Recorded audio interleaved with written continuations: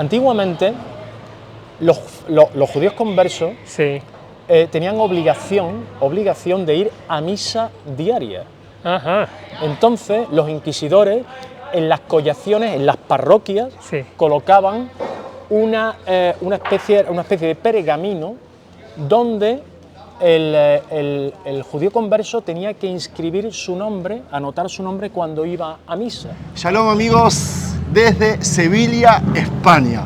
Y Resulta que hace un par de años estuve aquí, hice videos y la gente se enojó mucho porque filmé cualquier cosa y hablé de cualquier cosa. ok. Entonces, para me sorprende. resolver, para completar con lo que me faltó filmar, Me trajiste a mí. te traje a ti, Andy Faur. Por si alguien del mundo que no lo conoce, Andy Faur es un guía de Jerusalén, pero que vinimos hasta Sevilla. Sevilla. ¿Y qué vamos a hacer en el primer video, Andy? En el primer video vamos a hablar, en forma muy resumida, de todo lo que pasó acá con los judíos. Vamos a estar en la judería, vamos a ver, digamos, una ciudad enorme, una judería de las más grandes que había en España. Y bueno, vamos a pasear, vamos a conocer, vamos a ver un montón de lugares. Con una persona del lugar, Con un ¿no? guía del lugar, un experto nos dijeron, alguien que sabe mucho. Y vamos a ir a pasear con él y vamos a conocer todo lo que está aquí atrás nuestro. Buenísimo. Otra de las personas que van a ver en el video que nos están acompañando es un grupo que nosotros llamamos los Bacarianos, gente de todo el mundo que se juntó con el fin de acompañarme a mí en el proyecto, de ayudarme con las críticas, con las cosas que se pueden mejorar. Si seguimos haciendo videos los voy a presentar a ellos. Por ahora los van a ver de expectantes, acompañantes. Así que, ¿vamos, Andy? Vamos, dale. Vamos. A ver. Comenzamos la ruta y vamos a introducirnos en la verdadera, en lo que es el verdadero gueto judío, porque insisto, la zona más hacia el barrio de Santa Cruz es menos auténtica que Aquí es la esta, auténtica judería, nos dices, Manuel. La que- zona de que la sé. calle Levíes, Ajá. llamada así en conmemoración de Samuel Leví, Claro. que como les dije anteriormente fue tesorero. Era un judío portugués, nacido en Portugal, que llegó al reino de Castilla y que ingresó como tesorero del rey Pedro I de Castilla. Pero lo que vimos anteriormente, Manuel, no es que no era judería, había judíos ahí. Efectivamente, Pero la era- existencia de la comunidad judía se puede establecer en lo que es la península ibérica a partir del siglo I después de Cristo. Claro. ¿no? Hay gente que dice antes, pero no sabemos. Efectivamente. No hay pruebas. Hipótesis todas. Todas. Es decir, esto es igual que cuando hablábamos de los romanos. Las murallas de Sevilla, ¿son de época romana? Probablemente. Pero ¿de qué época? No se sabe sabemos, con certeza. exacto. Wow. Pero qué historia que hay acá, es increíble. Increíble toda la historia que hay en esta ciudad. Ahora vamos, como todo, esto es un laberinto de calles, toda muy estrecha, muy similar a la Medina, a una Medina árabe, Ajá. cualquier Medina que Sí. podamos pasear. Pero nos dijiste antes algo interesante. Dijiste, no sabemos si había judíos aquí antes de los No, musulmanes. no se puede establecer Pero- con seguridad si hubo una comunidad judía durante la dominación musulmana. Pero espera, lo de Es 1146. que estamos hablando que la dominación musulmana, Es desde el estamos hablando desde el 711 Claro. hasta 1492. Claro. Lo que sí podemos afirmar con seguridad, Ajá. que cuando el rey Fernando III el Santo Sí. reconquista la ciudad de Sevilla, 1248, Ajá. esa comunidad judía participó en el acto de entrega de llaves. Si ustedes visitan la Catedral de Sevilla, en Sí. el interior de la Catedral de Sevilla Ahí. hay unas llaves Que se con las unas entregaron. inscripciones hebreas. Qué interesante. Espera, pero entonces, a ver, tú seguro sabes más que yo de esto. Se supone que los almohades expulsan a los judíos acá en 1146. Se supone... Los judíos empezaron a tener problemas no solamente no, es ya verdad. desde en época visigoda. Claro. Había la primera ley antisemita que aparece contra los judíos era el Visigotorum. Ah. En época visigoda Ok. era una ley donde, por ejemplo, a los judíos no se le permitían los matrimonios mixtos. No te podías casar con una cristiana, Claro. no podías acceder a cargos de poder. Esa es la razón por la cual cuando llegan los musulmanes, los almorávides y los almohades, para los judíos fue en cierta medida una liberación.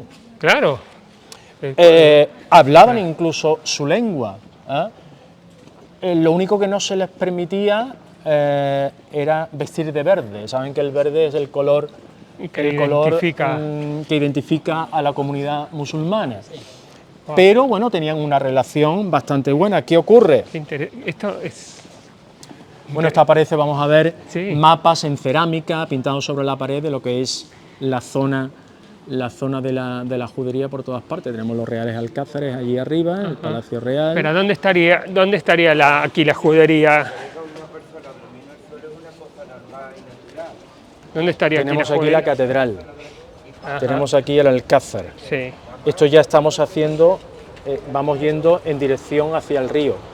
Toda esta zona de aquí, todo esto es judería. Ajá. Plaza de Santa Cruz, López de Rueda, Reynoso, Claro. Plaza de los Venerables, la calle Pimienta, Justino de Neve, Aquí es donde estuvimos, Mateo Mesón Gago. del Moro, Mateo Gago, Claro. Jiménez de Enciso, toda esta zona.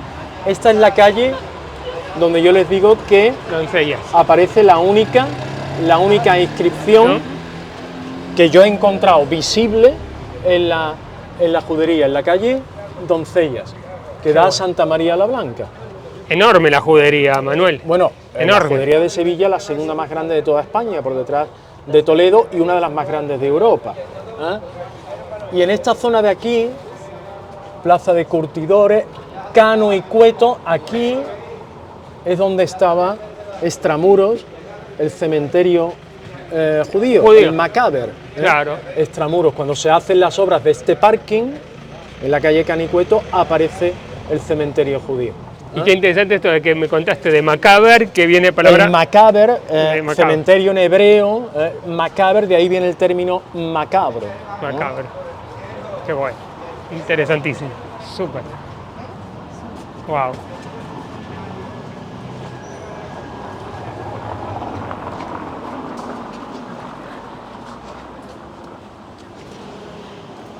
Algo que es tremendamente interesante, igualmente, porque cuando se produce la expulsión de la comunidad judía, ¿qué es lo que hacen muchos judíos que querían quedarse aquí? Se convierte... Se convierten al cristianismo. ¿Qué ocurre? Este es el momento en el que va a aparecer la Inquisición. La Inquisición oficialmente aparece en 1483, Ajá. pero aquí en Sevilla se establece un par de años, 3 antes, en 1480. No olvidemos que la Inquisición no depende del Papa, es absolutamente independiente. Claro. Los inquisidores tenían que perseguir a los falsos conversos, porque Verdad. se pensaba que el judío se había convertido, pero que en la intimidad, aquí lo de la presunta inocencia no existía todavía. Exacto. En su intimidad seguía practicando su culto, entonces esto había que perseguirlo. Y hay cosas que son muy curiosas, hay una expresión que se utiliza hoy en día mucho, Sí. voy a tirar de la manta. Ok. Esto cuando se descubre un escándalo que puede tener repercusión tanto en los negocios como en la política, se dice, hay que tener cuidado que fulanito de tal puede tirar de la manta. Esto viene de ahí. Antiguamente, los judíos conversos Sí. tenían obligación de ir a misa diaria. Ajá. Entonces, los inquisidores en las collaciones, en las parroquias, Sí. colocaban una especie de pergamino donde el judío converso tenía que inscribir su nombre, anotar su nombre cuando iba a misa.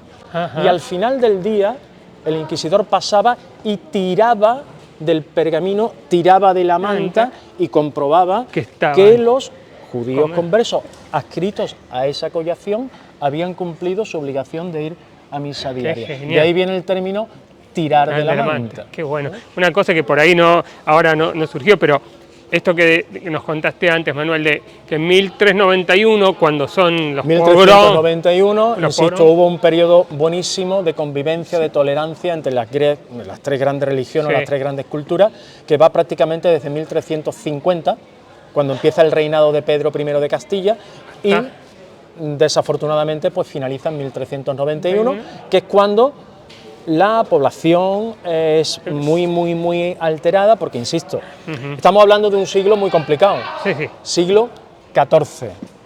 crisis económica, malas cosechas. Peste negra.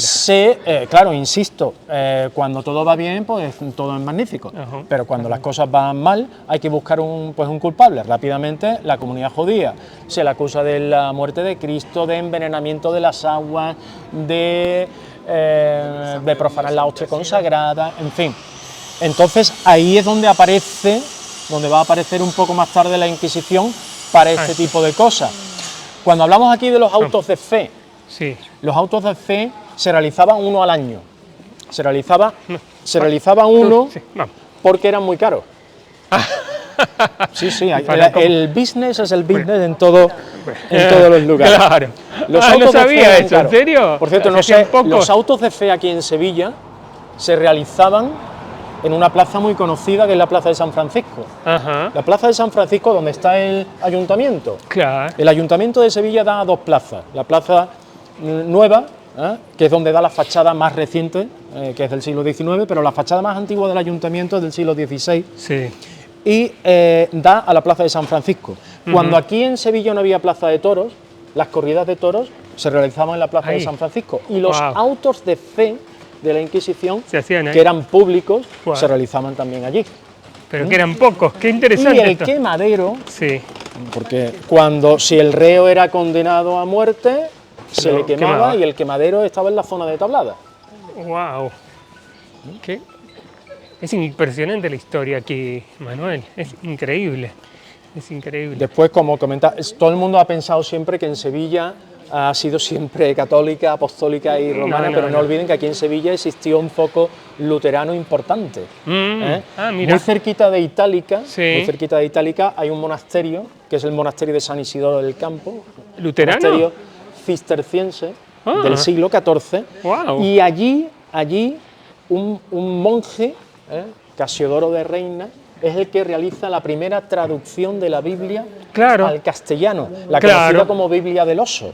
Claro, que es la traducción que muy más común hasta hoy en día, incluso de la Reina, ¿no? Es igual que cuando hablamos, la gente se pregunta, ¿el ladino qué es? Claro. El ladino simplemente es la traducción, palabra por palabra, de los textos bíblicos al castellano del siglo XIII. Claro. ¿Puedo hacer una pregunta, Manuel? Sí. ¿Cómo conectamos, porque la gente me va a preguntar seguro, cómo conectamos a Cristóbal Colón en toda esta historia entre el judaísmo, la Inquisición y el descubrimiento de América? ¿Hay conexión posible? Cristóbal Colón y con esto vamos a cerrar el video. Era judío converso.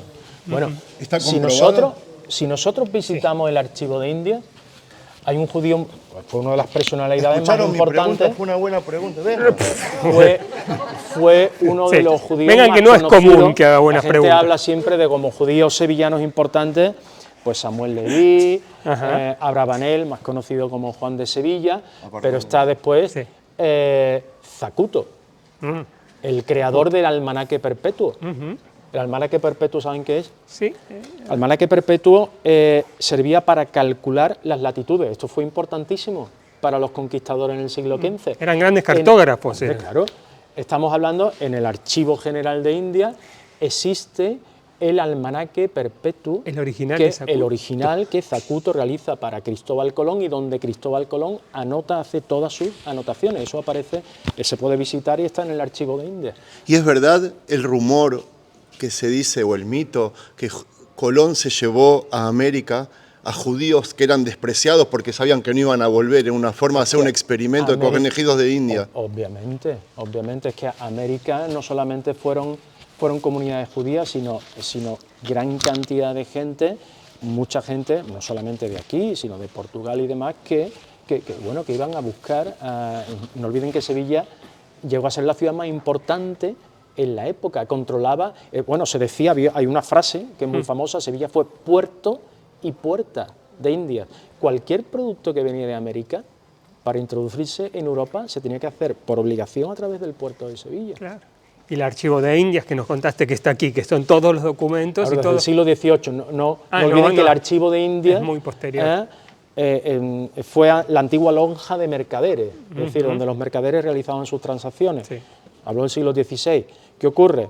Cuando los mercaderes empezaban a hacer sus transacciones en días de lluvia, se metían dentro de la catedral, esto provocó quejas por parte del arzobispo al rey, y es en el siglo XVIII cuando el rey Carlos III decide reunir en un solo edificio todos los legajos, documentos relativos al descubrimiento de América y su posterior colonización, que estaban desperdigados por todo el país, y se reúnen todos en el Archivo de Indias, mayor archivo americanista que existe en el mundo, más de 4 millones de documentos. Tremendo. Vamos a concluir el video. ¿Cómo podemos decir que se termina la judería en Sevilla? ¿Cómo termina esto? ¿Cuándo y cómo? Para terminar. Bueno, la comunidad judía realmente desaparece de la ciudad de Sevilla en 1391, cuando se produce este asalto promovido por un arcediano de Écija, Ferran Martínez, y se arrasa completamente la judería. Más de 4.000 judíos fueron aniquilados durante ese saqueo que duró varios días. Bueno, y con este final feliz vamos a terminar el video. Optimista. Si es que les gusta. Hay algo también relacionado con la comunidad judía bastante interesante y que poca gente conoce, y es que ha habido muchos ángeles repartidos por toda la península ibérica que se han dedicado, y que algunos de ellos llegaron a dar su vida por salvar a judíos del holocausto nazi. Es verdad eso. Hay una serie que a mí me encantó, que la pueden ver por televisión, el Ángel de Budapest, que habla de ese a mí pues me parece un hombre maravilloso, como hubo muchos, el más conocido, pero hubo muchos más. Ángel Brice Sanz, que trabajaba en la embajada de España en Budapest, y que él estaba escandalizado de ver lo que estaban haciendo los nazis allí, y decidió, porque él mandaba cartas, multitud de cartas al Ministerio de Asuntos Exteriores de España, y las metían en un cajón y no le decían nunca nada, y él ya tomó el tema como algo personal y empezó a ayudar judíos. Primero se valió del famoso decreto de época de Miguel Primo de Rivera, 1924, por el cual todos los descendientes de la familia de los sefardíes podían acceder a la nacionalidad española. ¿Qué ocurre? Él empezó a meter judíos como si fueran sefardíes, pero claro, judíos sefardíes en Budapest había pocos. Entonces ya empezó su cabeza pues, a pensar, empezó a utilizar su propio dinero para comprar casas anexas a la embajada española, en las cuales pues metía a familias judías hasta que conseguía hacerle papeles para sacarlos fuera. Su familia nunca conoció lo que había hecho este hombre. Este hombre después lo mandan a Suiza y finalmente lo mandan a Estados Unidos, concretamente a San Francisco. Y su familia siempre se sorprendía porque veía que mucha gente venía a visitarlo, a su despacho, muchos judíos, y se preguntaban por qué, hasta que ya finalmente conocieron toda la historia, que este hombre había salvado más de 4.000 judíos de las cámaras de gas. Wow. Y con este final feliz, ahora un poco más feliz, vamos a terminar. Quiero decirles de que nosotros vimos un video de 15 o 20 minutos, pero que estamos disfrutando de este espectacular guía de turismo que se llama Manuel. Cuando ustedes vengan a Sevilla, les recomiendo contactar con ellos. Los datos están en la descripción de este video. Maravilloso. Algo que él no contó es que los turistas no llegan hasta aquí. Los turistas, cuando vienen a esta ciudad a visitar Sevilla, visitan otros lugares. Nosotros hemos tenido el privilegio de visitar lugares que no son turísticos de la mano de Manuel, así que por mí, recomendable. ¿Por ti? También. Sí, buenísimo, bueno. Muchas gracias, amigos. Shalom. Gracias, Manuel. Gracias. Ok, buenísimo.